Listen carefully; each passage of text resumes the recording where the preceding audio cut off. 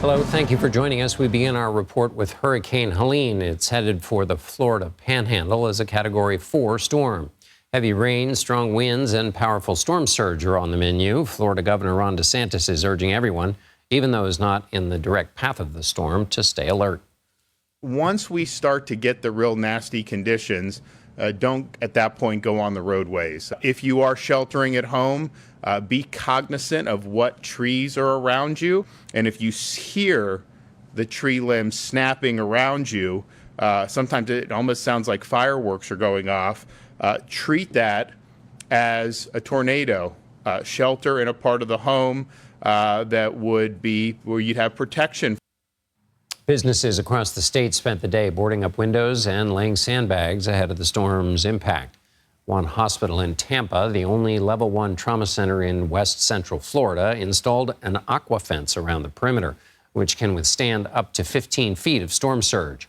It will remain open throughout the storm. CBS News national correspondent Manuel Bojorquez joins us now from Tampa, Florida. Manny, what are you seeing?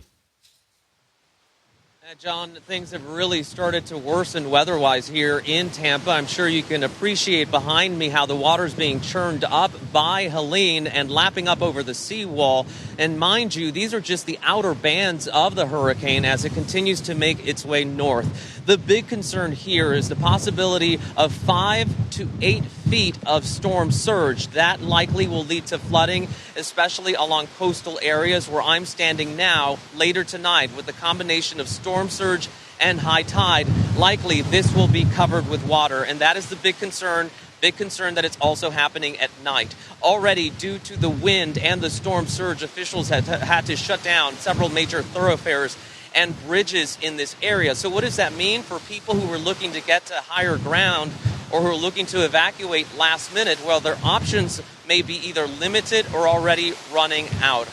One really sobering statistic from the forecast, about 80 miles north of us in the Big Bend area of Florida, there's a city called Crystal River, a town, I should say.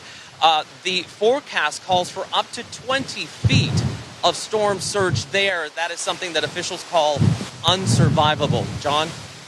Well, Manuel Bojorquez in Tampa, Florida. Thank you so much, Manny.